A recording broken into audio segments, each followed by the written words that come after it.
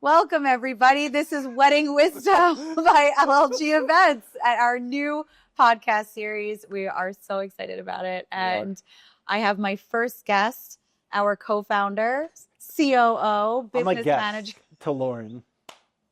I'm the guest. Well, yeah, this is my podcast. Oh my God. Welcome to my podcast, Paul. No problem.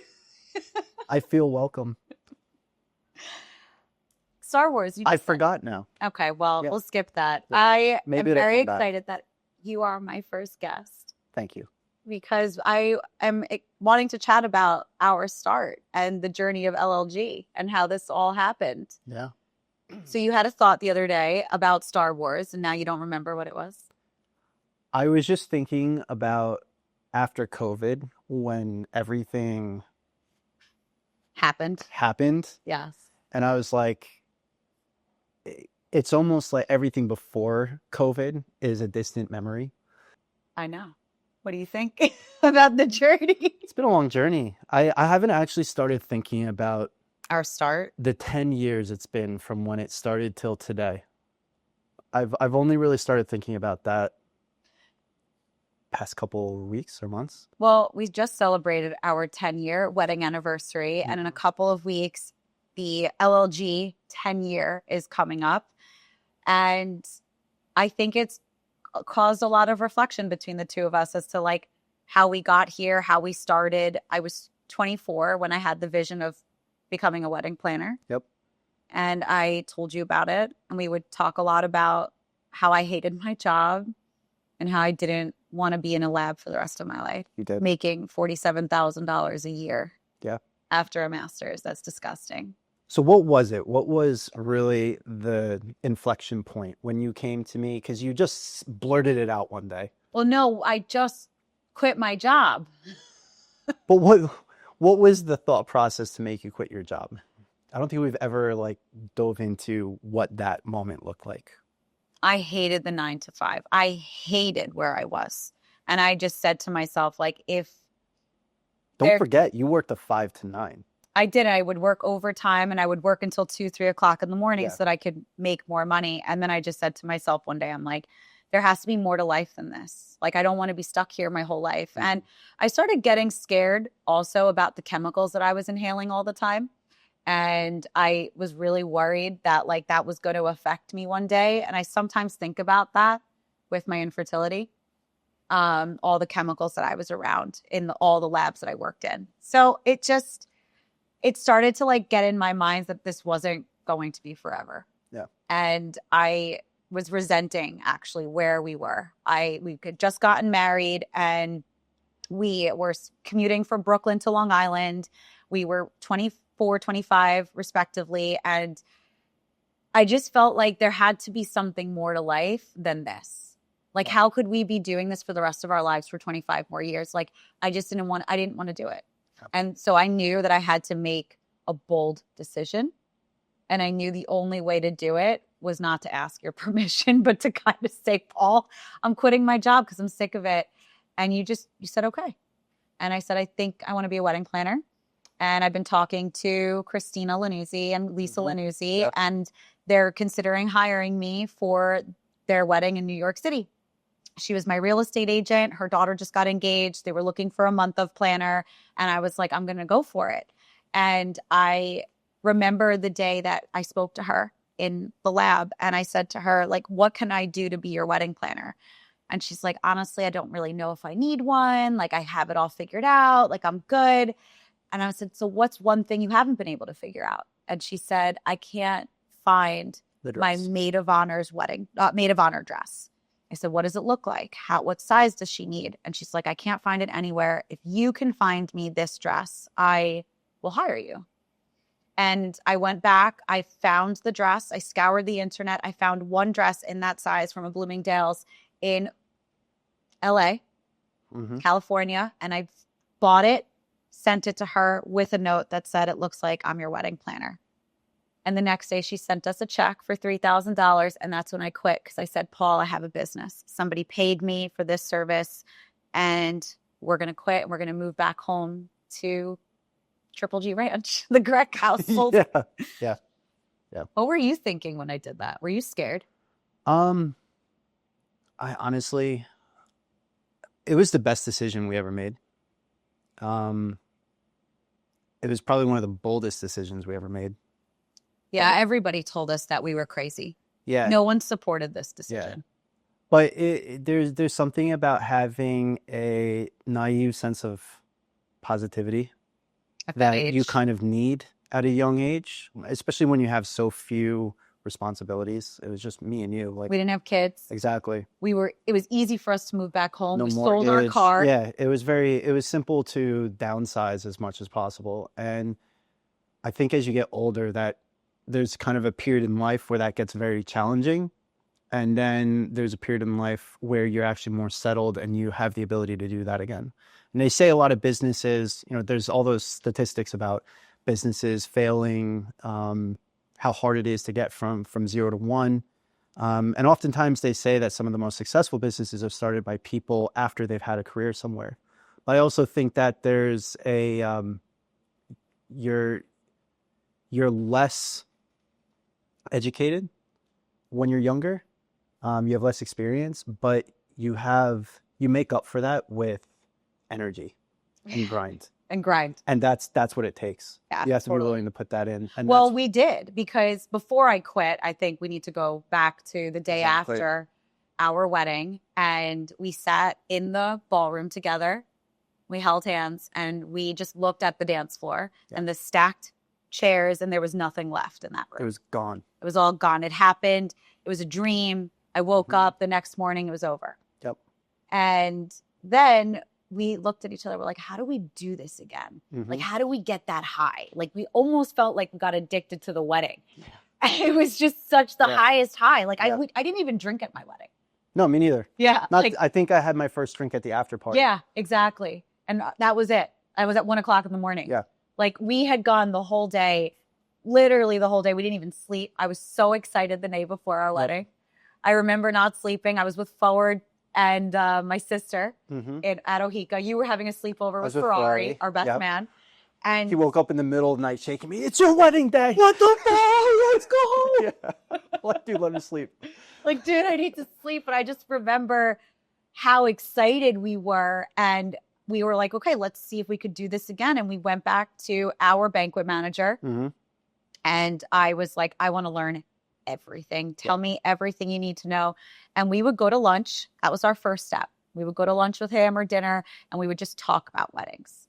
And he would show me other wedding planners. I was trained under him, and Paul and I would volunteer Thursday, Friday, Saturday, Sunday. And remember, we did not live in Long Island anymore. We were in the city, so we would commute to and from all of those events. And whenever they needed an extra set of hands, we were there. We were there 5 nights a week. We were there. We showed up early, understood what it meant to put for a staff meal and for the team meetings beforehand to review the BOIs, figured out what a BOI even was. Right. Booked event order or BEO. BEO, yep. So reviewing the BEO, sitting for staff meal, and understanding all of the roles that went into making a wedding what it is today was kind of invaluable experience that, like, you don't get in a textbook. You don't get that at school. We would sit for staff meal and just listen. He told us not to speak, that we were just observing. Yep. And we did. And we took notes, Paul and I, at the end of each event. We would stay until 2, 3 o'clock in the morning. And John would go through with us, like, why the event was a success or why it was a failure. And we would review every single event to understand what happened, from either timeline delays, production issues, weather problem, like whatever challenge we were faced with that day. He wanted to make sure we left understanding what the right solution would have been if everyone was doing their job properly. Yeah. What was your main takeaway when learning the back of house catering side to weddings? How hard it is. Like, honestly, I remember going into the kitchen every night and just the guys in there were grinding. It was militant. They were sweating. They were washing dishes quickly so that we can get the next one out. It was so crazy to me. I think seeing the back of house like that. And then rolling tables and chairs, and like these guys were already working hours beforehand, and then they had to transition to working back of house and serving the clients. Yeah. What was like your biggest takeaway during that time? It was my first experience in just events and hospitality. I went to school for engineering and tech. So I sat with a computer all day. And it was the first like kind of job experience I had ever had that was a service-based. Yeah. And I hated that we were treated like it was shocking the toll on your body. I would come home after a 12, 14, 16-hour day. I'd feel like I did like a marathon just from event hangovers are a real thing. Yeah. They really are. That was totally shocking. And it was brutal. And how many people we know in this industry that get back surgery or knee surgery, knee replacements, hip replacements, because you're walking so all day long often on a stone floor. On a stone floor, your body and the wear and tear on your joints is significant, which is why we came up with a standard that we cannot have our team working 16, 20-hour days, which is what we were doing. Yeah. We came up with a standard of like everyone needs to wrap up after 12 hours. Like that's the maximum amount of time at an event. And I think that added to the rate at which we were able to grow LLG was, I don't think very many people would do what we did. Working for free for 9 months, 5 days a week after working our full-time jobs, doing 12, 14-hour shifts all the way through the night, little sleep, just to get the experience working every single role position there was back at house. And then valet, on top of bridal attendant, groom attendant, like we never said no. Whatever he asked of us, we would clean bathrooms, we would bustle brides, we would, grab second shirts for the groom, we would be on the beck and call of this, whoever we needed to be around. Yeah. Like there was never something that he asked us to do and we told him, no, that's we're above that. Yeah, exactly. It's crazy to think about that time. What was the first wedding you produced? Yeah, I remember the one that was on us. It was at Oheka. I know, it was Deb and Ideen. I'll never forget it. Oh my God, I couldn't even remember their names. I remember everything. Yeah.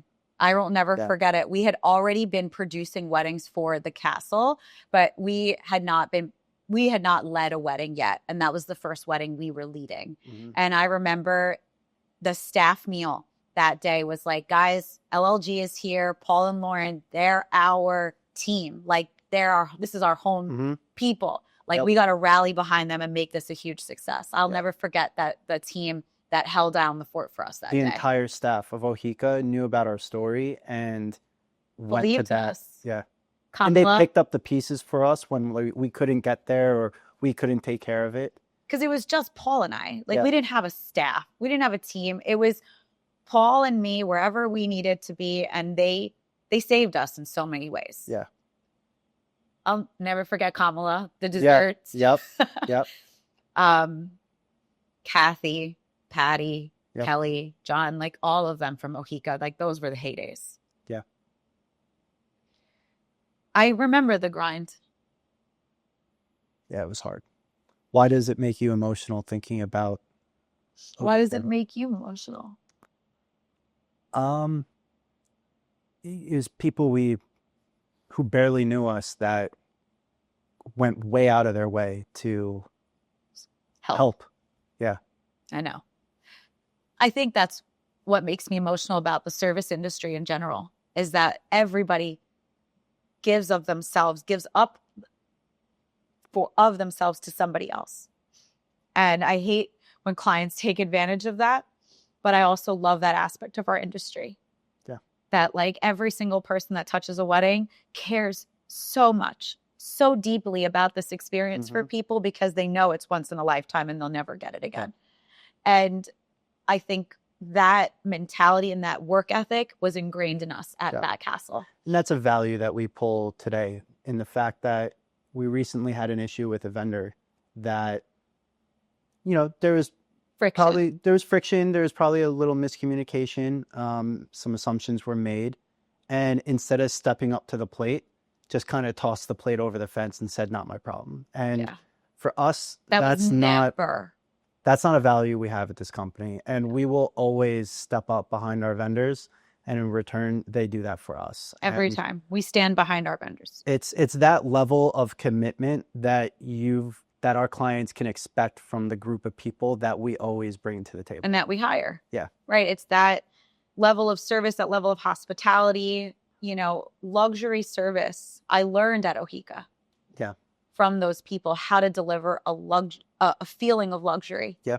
And that is irreplaceable. I don't see that every day anymore. I think the hospitality industry has certainly changed. And when we even have a hard time finding it. And when we find really good luxury hospitality, we hold on to it. Yeah, exactly. Well, we had that journey at Oheka. That was our first couple of years. Yep. And then we brought on our first business partner.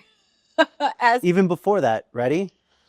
Tell me about your first destination wedding, how you came to meet this person, and kind of the sequence of events that led to that happening. It's an interesting story. I know, because it came full circle. We decided to do a photo shoot to spearhead LLG Events. Yes. We were at Oheka and we were like, all right, how do we get our name out there? How do we showcase Lauren's designs? How do we showcase the vendor networks that we have? And we went back to a lot of our friends in the industry that we had met during our wedding planning process and asked them if they would help us out. Flowers by Brian, Finishing Touch, Deja Vu Studios, Ambient Events. All of these guys came in and I would go into their office. I remember Brian, he's like, you need some orchids? I got you orchids. Yeah. He's like, whatever I needed. Yeah. He's like, nobody helped me out when I was starting. And he wanted to help us, him and Joe. Yeah. And we went back to Oheka and we hired a model for this photo shoot. And Bridal Reflections, Anthony and Christina, their family owned and operated. They came through. They let us borrow all these dresses. The model came and she only spoke Spanish. And my secret weapon is that I am a white looking girl that is Hispanic and I am Peruvian, Polish, and I speak Spanish. And I started talking to her. Yeah. And she loved the fact that somebody spoke to her and related to her. And we exchanged phone numbers. And 1 year later, Paul and I were in Little Italy. Yep. And we were walking around and we ran into her. Yeah. And she was like, Lauren, I met the love of my life. I know he's going to propose. Let me take down your phone number. And I was like, oh my God, yes. How are you? It's been so long. And like, here we were like building our business while she was having, finding the love of her life. And at that moment, I exchanged phone numbers. 3 weeks later, she contacted me. She was engaged and I went to their apartment in Tribeca and she hired me on the spot. Yep. And she told me she wanted to do a destination wedding New Year's Eve in France. And that was my first toe out of New York City. Yep. So at this point, we've gone Oheka, Cipriani, New York City. In New York City, and now France. France. What made you continuously push the boundary of where you were? Because a lot of people could have turned around and said, I got Oheka. I built a solid business in Oheka. And then a lot of people could have said, I could just sit in the New York market and do Cipriani Wall Street weddings. Closet weddings. Yeah.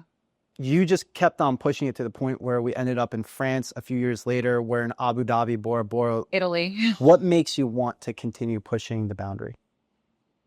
It's a really good question.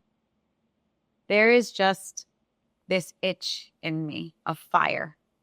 Like truly this powerful fire that I'm like, I always want more. And I know I can achieve more. And if the more I can push myself and the more I can give, the more people I attract and the more I can help others. Like even down to Mood Studios. You guys found me and I found you and it was kismet. Like I wouldn't be here without you two. I love you guys. You're absolutely amazing at what you do. But if I didn't push myself to be bigger and bolder and want more, I wouldn't have even been in the stratosphere of meeting these guys and meeting all, and all these weddings that I've gone to. Like I love Oheka, but I knew it wasn't enough. Yeah. I loved New York. And when I got to New York and I started taking over the city and I started Rainbow Room and Plaza and Cipriani's and everyone started to know my name, I was like, there has to be more. And then it was destination weddings. And it was not at the time, very few planners were known for destination weddings because it was so hard. You needed to have a network, and Engage was just becoming a thing. Yeah. Right? Like DWP was just starting. Nobody really had any Instagram connections yet. It wasn't easy to figure out where to get married in France unless you were living in France. Yeah. So I just wanted something more and more challenging to get as much experience as possible. And I remember even our first New York City wedding, how much I loved it and how I wanted to grow and continue growing. I love to just keep pushing us. Yeah. I don't know why. I just love it. Yeah. That's what I do in our relationship. What you do. I push us. And we got to France. We executed that New Year's Eve wedding, which was nearly impossible. Every single production challenge and failure I encountered for that event. Flight delays, flight cancellations. My guests were stuck in London. The event was in France. There was a freak power outage and freak frost, no hot water, no power in the venue. Like, I'm talking every single fucking problem that you could experience. It was apocalyptic. And it was my first destination wedding. To set the stage the day before the wedding, beautiful. It was warm out. The sun was pushing through all of the trees. It was honestly one of the best days.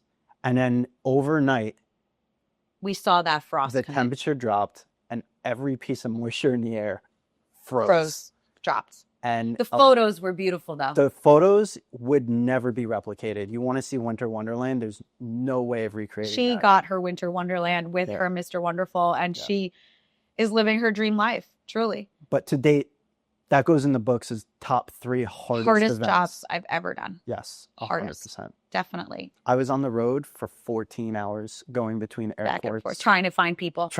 Wherever they ended up. It was crazy. It's the longest I think I ever drove straight. So to wrap up this episode, because we can go on and on about the journey, and we will. Like, you'll be back. We'll have more conversations about this. But now seeing LLG of today, how do you think the company has changed? The company has a foundation to it that never previously existed. And it's a foundation in values, abilities, and skills built on incredible people. And that's people from in our team, tangential to our team, to the vendors we work with and the venues we go to. And that is a platform that I think will take us a very, very long way. So I'm excited for the expansion into Palm Beach. I'm excited for some of the massive events we have coming up. These are the biggest events I have ever produced in my entire life. I am pushing boundaries.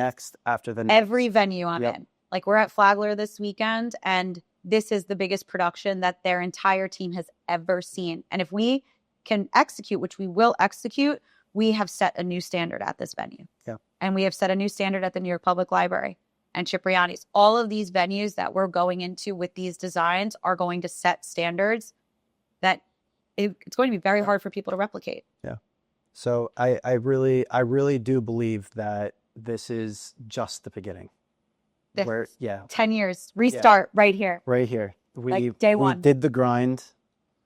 We put in the time. We grew the company. We made all the mistakes, all the failures. We took all the risks. And really the recipe we have today it makes me feel really good about the future. Me too. Yeah. I'm excited. I love you. Thank you for joining my podcast, Wedding Wisdom by Lauren and Paul Crack of LLG.